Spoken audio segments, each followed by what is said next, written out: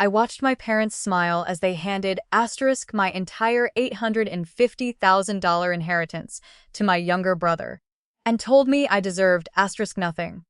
They claimed my grandfather had changed his mind. They even produced a document with my signatures on it. There was only one problem.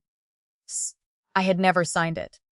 What happened next uncovered a family secret that had been buried for years, exposed a betrayal I never thought my own parents were capable of, and turned the people who stole everything from me into the ones begging for a second chance. I lost my grandfather.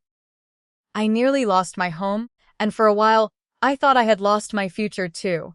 But what they didn't know was that every lie leaves a trail. And when the truth finally came out, it didn't just cost them the money.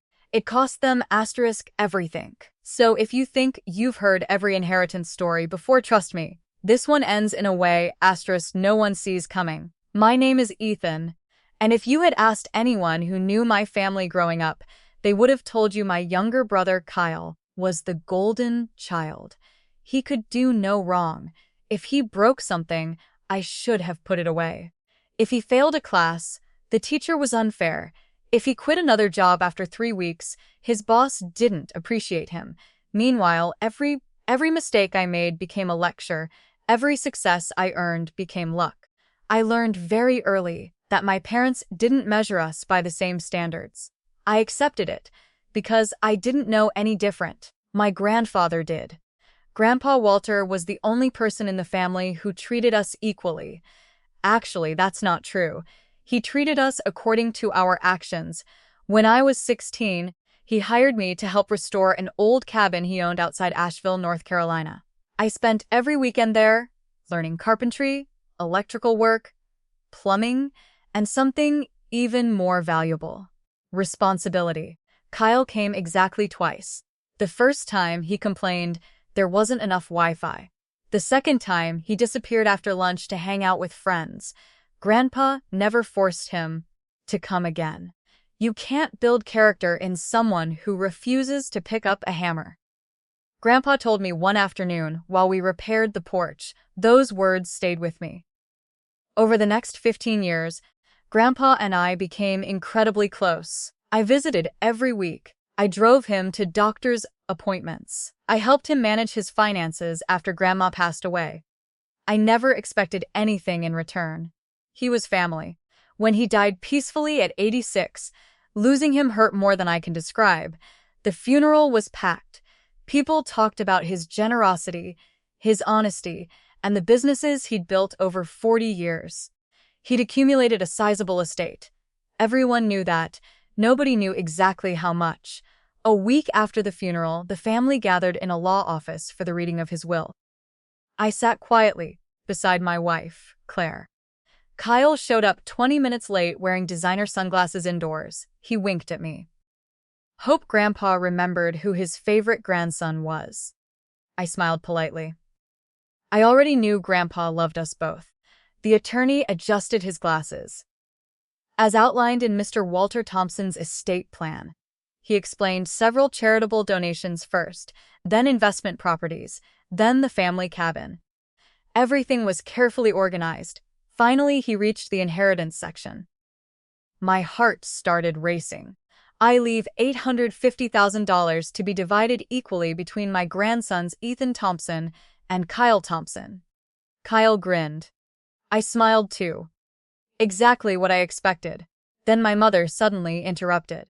Actually, every head turned. She slid another envelope across the attorney's desk. The attorney frowned.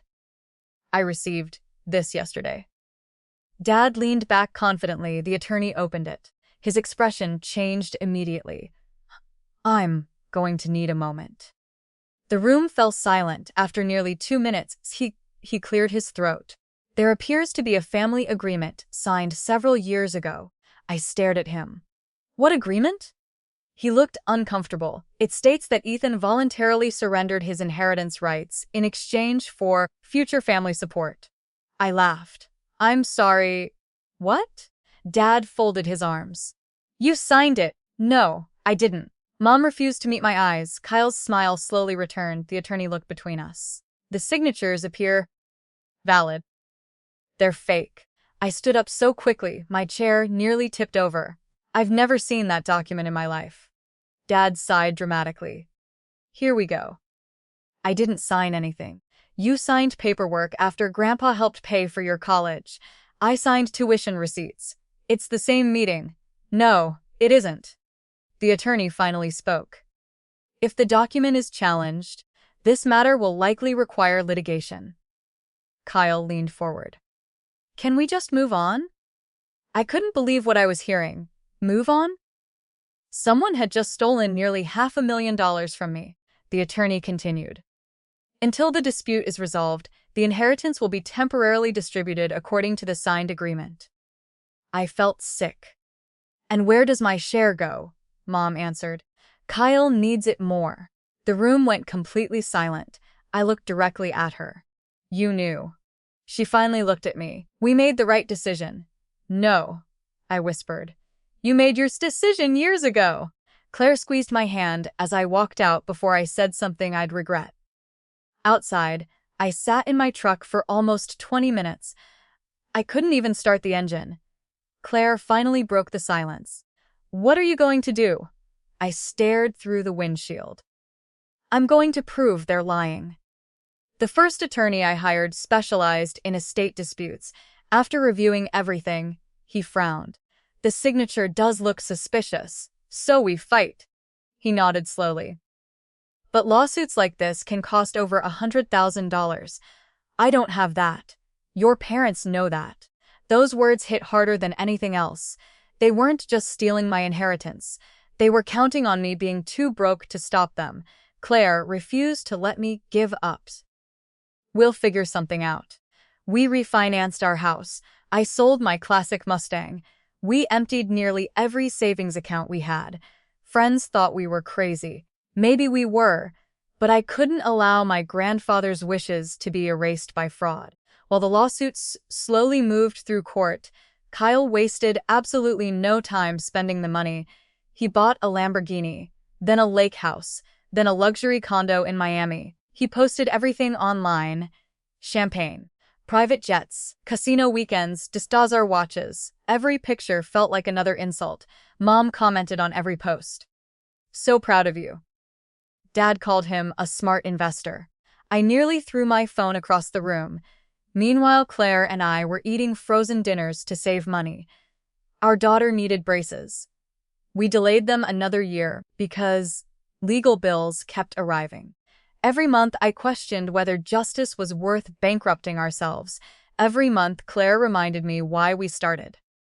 Your grandfather deserves the truth. Then something unexpected happened. Kyle called me. Not to apologize, to brag. You should see my investment portfolio. I don't care. You will when I double Grandpa's money. I laughed. You've never successfully managed a checking account. This is different. Because I've got professionals now. Those professionals turned out to be social media investment influencers, promising guaranteed returns. Kyle dumped almost everything into risky cryptocurrency projects, speculative startups, and leveraged real estate deals. Dad encouraged him. Mom called him visionary. I kept quiet. For the first time in years, I stopped trying to save them from themselves. 6 months later, the market crashed. One investment collapsed. Then another. The real estate project was revealed to be massively overleveraged. One company disappeared overnight. Kyle panicked. He borrowed money to cover losses, then borrowed more. He believed one lucky break would recover everything. It never came. Within 11 months, over $800,000 was gone. Not reduced, gone. The Lamborghini disappeared first, then the condo, then the lake house. Then collectors started calling my parents because Dad had co-signed several loans. I found out through relatives. Nobody called me until one rainy Tuesday. Mom appeared on my doorstep. She looked 10 years older. Ethan, I didn't invite her inside. What do you want? We need to talk. I think we're done talking. She started crying. Please. Claire quietly stepped into another room. Mom lowered her voice. Kyle made mistakes. I know. He lost everything. I know. We're trying to help him. I waited. She finally said it. We need financial assistance. I actually laughed. You came to the wrong house. You're doing well. We're comfortable. You could help your brother. The brother who spent my inheritance? She closed her eyes. Families forgive. No. People who admit they're wrong get forgiven. She couldn't answer. Instead, she whispered, we're losing the house. For a split second, I almost felt sorry for her. Then I remembered standing in that attorney's office. Kyle needs it more. Those words echoed in my head. I'm sorry. She looked hopeful. I can't help. She stared at me in disbelief. You'd let us lose everything? I answered quietly. You already made that choice. She left without another word. A month later, something incredible happened. The handwriting expert hired by my attorney finished examining the disputed agreement. His report was devastating. The signature wasn't copied. It wasn't scanned. It wasn't mine at all. It had been slowly traced from another document using multiple pauses and corrections. Even worse, the ink used on the page hadn't even existed. When the agreement was supposedly signed, the document was impossible. Our attorney smiled for the first time. This changes everything. The court scheduled an emergency hearing. Dad suddenly wanted mediation. Kyle wanted settlement. Mom begged us to avoid public embarrassment. For years, they'd insisted the document was authentic. Now, they wanted privacy. No. I wanted truth. The courtroom felt strangely peaceful. I wasn't angry anymore. Just tired. The forensic expert explained everything. Every pause, every inconsistency, every impossible detail. The judge listened carefully, then asked one question. Who produced this document? Silence. Dad looked at Mom. Mom looked at Kyle. Kyle looked at the floor. No one answered. The judge wasn't impressed. When the ruling finally came, my grandfather's original will was fully restored.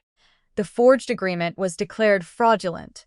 The court ordered reimbursement of my inheritance plus interest. Then came the part none of us expected. Because fraud had been committed during probate proceedings, additional civil penalties were imposed against the people responsible. Assets could be seized, bank accounts frozen, property liens filed. Dad looked like he might faint. Kyle already had nothing left. Mom cried quietly. I felt nothing. Not victory, not revenge, just closure. Collecting the money wasn't easy because Kyle had wasted nearly all of it. The court allowed recovery through remaining family assets. Eventually, my parents sold their vacation home. Several investment accounts were liquidated. Their luxury SUV disappeared. Dad delayed retirement. Piece by piece, the judgment was paid. It took almost 3 years. During that time, nobody from my family spoke to me, except my Aunt Linda. One afternoon, she called. I need to tell you something. What is it? Your grandfather suspected this might happen. I nearly dropped the phone. What? He updated his will twice because he was worried your parents favored Kyle too much. I felt tears forming. He knew? He hoped he was wrong. That hurt more than everything else. Grandpa had spent his final years worrying his own children would ignore his wishes. He was right. Months later, I visited his old cabin alone. The porch we repaired together was still standing. I sat there for hours. I could almost hear him laughing. I finally understood something. The inheritance had never really been about the money. It was proof that one person had believed in me completely. Nobody could forge that. Nobody could steal it. About a year after the final payment, I received another unexpected call. Kyle. I almost didn't answer. His voice sounded completely different. I owe you an apology. I stayed silent. I was jealous my whole life. Still silent. I let Mom and Dad convince me I deserved everything. He took a deep breath. I didn't. That was the first honest thing I'd ever heard him say. I'm trying to rebuild. I hope you do. I don't expect forgiveness. I know. I just wanted you to hear me say I was wrong. We hung up after less than 5 minutes. We aren't close today. Maybe we never will be. but hatred no longer controls either of us. My parents tried reaching out several times. I answered politely. I never reopened the old relationship. Some damage cannot be undone. Claire and I used most of the recovered inheritance very differently than anyone expected. We paid off our home, started college funds for our children, created scholarships at the local trade school in Grandpa Walter's name, and restored the old cabin exactly the way he loved it. Every nail I hammered reminded me of the weekends we spent together. Every board carried another memory. Visitors often ask why I kept such an old place instead of selling it. I always smile. Some things are worth more than money. Because they are. The greatest lesson my grandfather ever gave me wasn't hidden inside $850,000. It was hidden inside integrity. Money can disappear overnight. Houses can be sold. Cars can be repossessed. Families can betray you. But character is the one inheritance nobody can take unless you give it away yourself. And, in the end, that was the only inheritance that truly multiplied. The silence after that phone call stayed with me for days. Kyle had apologized. But apologies don't erase years of betrayal. They don't rebuild trust that was deliberately destroyed. I wanted to believe he had changed, yet experience had taught me that words were cheap. My parents had spent years saying they loved us equally while proving the exact opposite with every decision they made. A week later, I received an invitation to a family barbecue at my Aunt Linda's house. At first, I had no intention of going. Claire looked at me as I held the envelope. "You don't have to," she said softly. "I know, but if you do go, don't go for them. I won't. Go for yourself." Her words stayed with me. Saturday afternoon, we drove across town. The moment I stepped into Aunt Linda's backyard, conversations slowed. It wasn't awkward because people hated me. It was awkward because everyone knew exactly what had happened over the past 4 years. Kyle was already there. Gone were the designer clothes and expensive watches. He wore faded jeans, work boots, and a plain blue t-shirt. For the first time in my life, he looked ordinary. He noticed me and hesitated before walking over. "Thanks for coming." I nodded. "How are you?" He smiled weakly. "I'm working construction." That surprised me. "I thought you'd never survive a week on a construction site." "I almost didn't." He laughed quietly. "My first day, I wanted to quit after 3 hours. What changed? My supervisor told me something." "What?" he said. "The easiest way to earn respect is to stop expecting it before you've earned it." I couldn't help smiling. Sounds familiar. It reminded me of Grandpa. For a moment, neither of us spoke. Across the yard, our parents were watching us nervously. Mom looked like she wanted to come over, but Dad held her back. Kyle followed my eyes. "They've been different." "Different how?" "They sold almost everything." "I know. They blame themselves now." I didn't answer. "They should." Kyle looked down. "They do." The afternoon passed more peacefully than I expected. We talked about work, our kids, and old memories that had nothing to do with money. It wasn't forgiveness. It wasn't reconciliation. It was simply two brothers speaking honestly for the first time in decades. As the sun began to set, Aunt Linda tapped her glass with a spoon. "I have something that belongs to Ethan." Everyone turned toward her. She disappeared inside the house and returned carrying a weathered wooden box. "I found this while cleaning out Walter's storage unit." My heart skipped a beat. She handed it to me. The lid was engraved with my grandfather's initials. I slowly opened it. Inside was an old leather journal. On the first page, written in Grandpa's unmistakable handwriting, were the words, "If you're reading this, it means life became harder than I hoped it would." My hands started shaking. Everyone stood silently as I turned the pages. The journal wasn't about money. It wasn't about business. It was about family. Grandpa had written stories from his childhood, lessons he'd learned through failure, and letters to every member of the family. Near the end, I found one addressed to me. "Ethan, if life ever forces you to choose between being right and being kind, Remember that kindness doesn't mean allowing people to keep hurting you.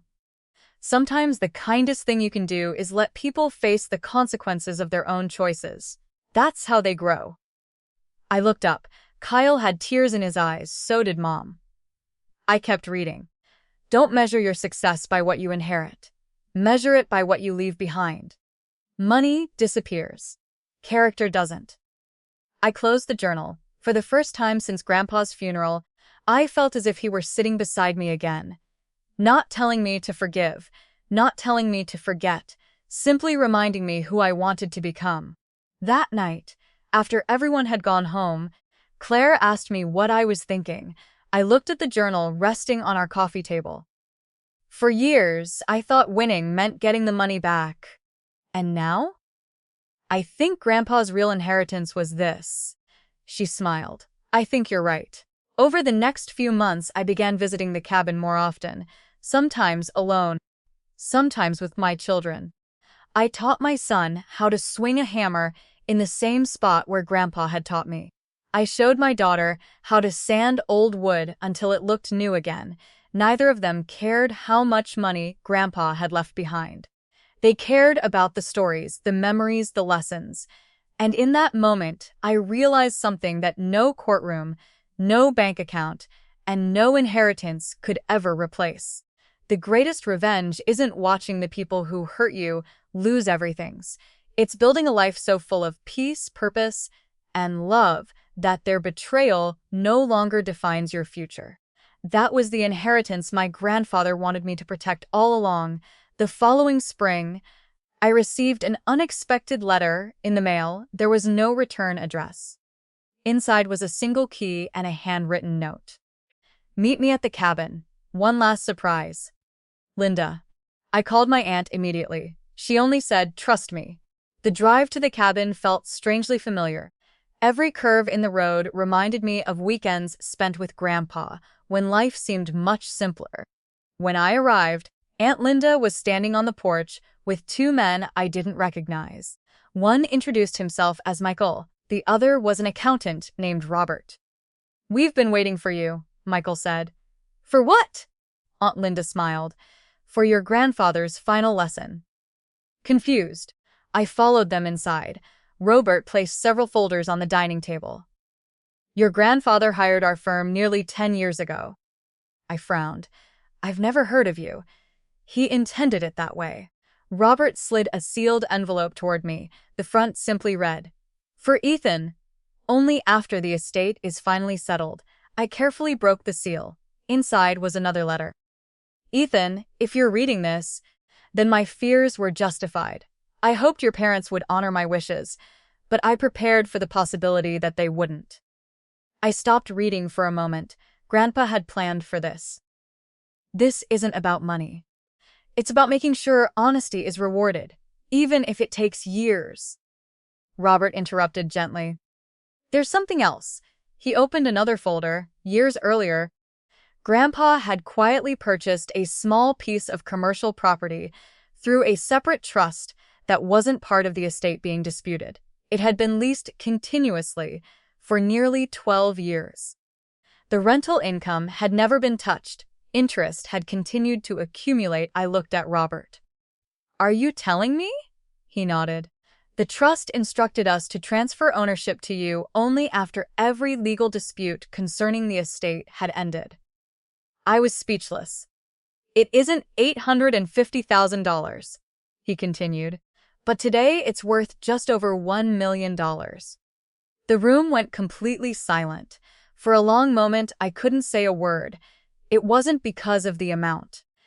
It was because Grandpa had once again thought 10 steps ahead of everyone else. He hadn't rewarded me for fighting.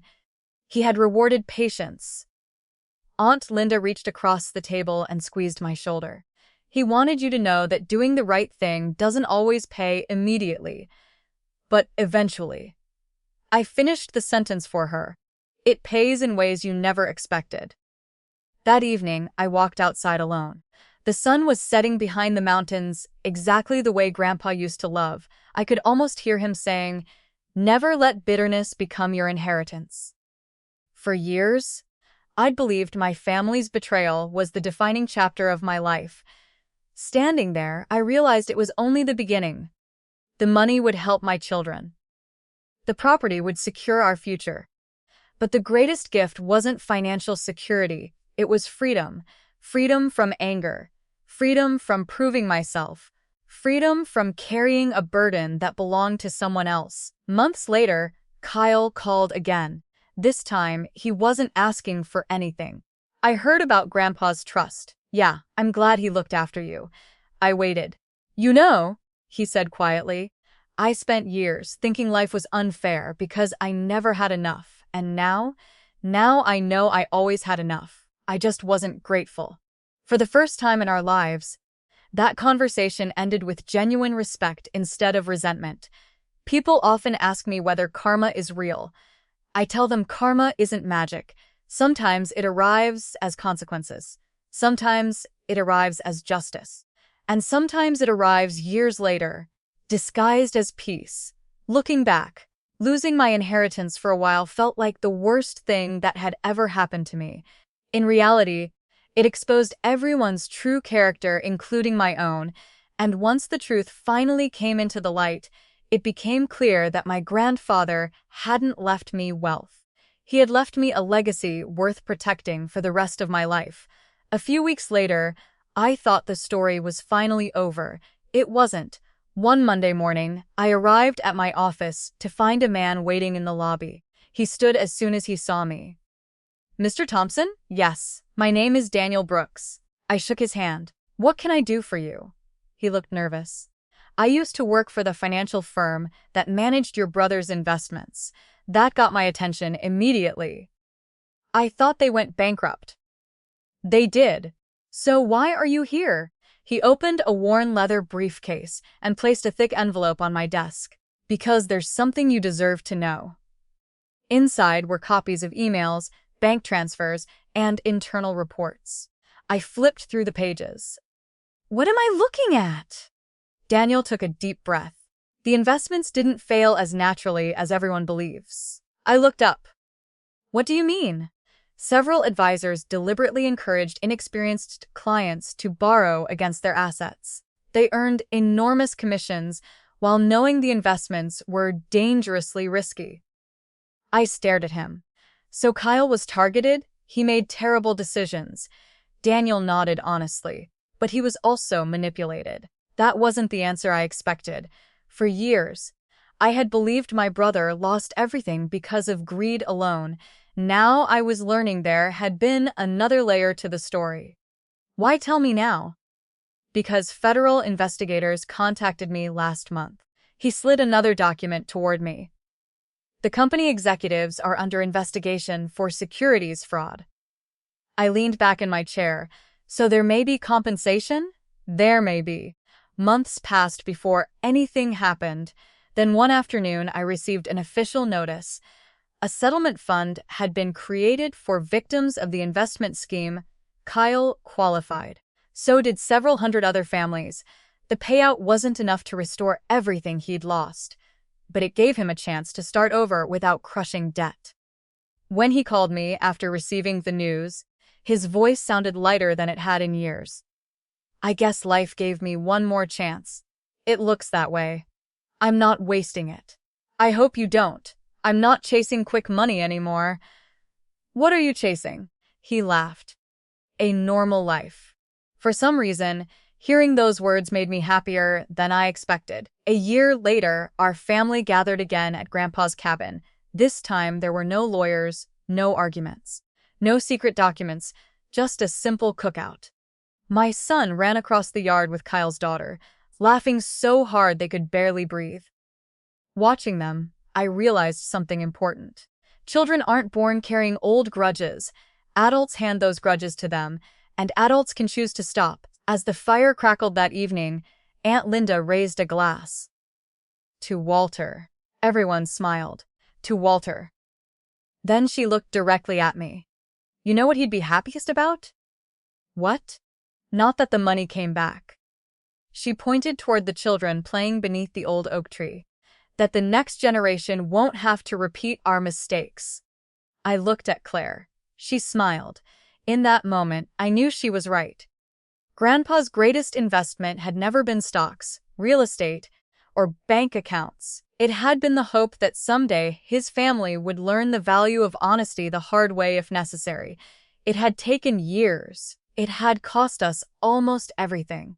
But standing there beside the cabin we built together, I finally understood that some legacies aren't measured by what you inherit. They're measured by what you choose to become after everything has been taken away. Years passed, life settled into something I once believed was impossible. Peace. The lawsuits were over. The headlines had faded. The anger that had consumed our family slowly gave way to quiet acceptance. Claire and I watched our children grow into teenagers, and every Sunday we made it a tradition to drive out to Grandpa's cabin. One autumn afternoon, while cleaning the attic with my son, we found an old wooden toolbox covered in dust. "Dad," he called, "what's this?" I climbed the ladder and smiled the moment I saw it. I haven't seen that in 20 years. The hinges creaked as I opened it. Inside were Grandpa's favorite hammer, his measuring tape, a faded pair of work gloves, and a small envelope tucked beneath them. My son looked at me. "Another letter? So it seems." I carefully unfolded the paper. This time, it wasn't addressed to me. It simply said, "To whoever opens this box." I smiled. Grandpa always knew someone would eventually find it. If you're holding these tools, don't think about what they built. Think about what they taught. A hammer can build a home or destroy a window. The tool isn't responsible. The person using it is. I paused. Money works the same way. Those few words hit me harder than any inheritance ever had. My son read over my shoulder. Grandpa was pretty smart. He really was. He picked up the old hammer. "Can we build something with this?" I laughed. I think Grandpa would have liked that. So we spent the rest of the weekend repairing an old picnic table behind the cabin. The work wasn't perfect. The cuts weren't straight. We made mistakes. But every mistake turned into another lesson. As we packed up to leave, my son looked around the property. "Dad? Yeah? Will this place be mine someday?" I looked across the porch where Grandpa had first taught me to hold a hammer. "It will, and when I have kids," he smiled, "I'll bring them here too." At that moment, I realized something extraordinary.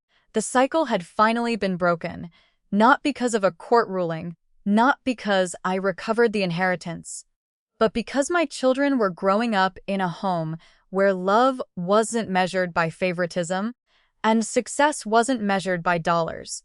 A few months later, just before Christmas, there was another knock at my front door. When I opened it, my parents were standing there.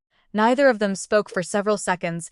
Dad looked older than I had ever seen him. His shoulders, once so confident, now seemed heavy.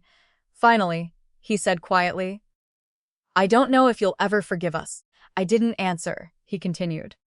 "But I spent years blaming everyone else." He swallowed hard. "And I wanted you to hear this from me before it's too late." He looked directly into my eyes. "You were never the problem." For the first time in my entire life, my father admitted the truth. No excuses, no explanations, no conditions, just the truth. I didn't pretend the past had disappeared. Some wounds leave scars forever. But I also realized something else. An apology doesn't rewrite history. It simply closes the door on pretending history never happened. As they walked back to their car, Mom turned around one last time. "I'm proud of the man you became." Years earlier, those words would have meant everything to me. Now, they were simply nice to hear.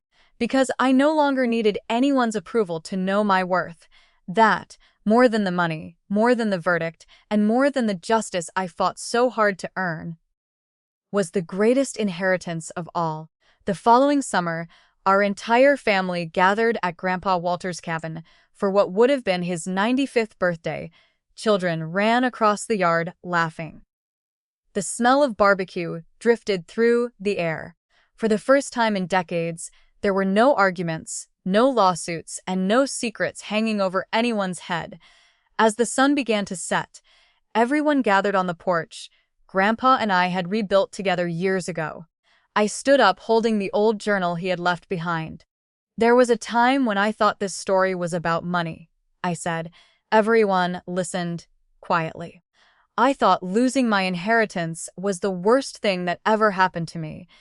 Then I thought winning it back was the best thing that ever happened to me. I paused and looked around at my family. I was wrong about both. Kyle lowered his eyes. My parents sat silently. The real story wasn't about $850,000. It was about choices. We all had a choice between greed and integrity, between blame and responsibility, between bitterness and growth. The porch was completely silent. I smiled. Grandpa's greatest gift wasn't what he left us. It was the lessons he taught us. Then I closed the journal. A few minutes later, my children carried a small bronze plaque toward the cabin entrance. Together, we mounted it beside the front door. The plaque read, Walter Thompson's cabin, built with hard work, preserved with honesty, passed on with love. Nobody spoke for several seconds. Then Kyle quietly wiped away a tear. Even Dad looked emotional. As darkness settled over the mountains, everyone gathered for a family photo. Looking at the people beside me, I realized something I never understood during all those years of fighting. Money can be inherited. Property can be inherited. But trust must be earned, and once it's earned, it becomes more valuable than anything money can buy. That night, after everyone had left, I sat alone on the porch one last time. The stars filled the sky above the cabin. A gentle breeze moved through the trees.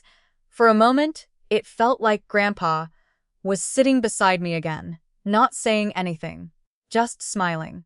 And for the first time since his death, I felt completely at peace. Because the inheritance was never the ending of the story. It was only the beginning of the lesson. The people who chose greed lost everything they thought mattered. The people who chose integrity gained everything that truly did. And in the end, karma didn't arrive as revenge. It arrived as truth. And truth always finds its way home. If you enjoyed this story, don't forget to like, subscribe, and share your thoughts in the comments. New emotional karma stories are uploaded regularly on Karma Diaries.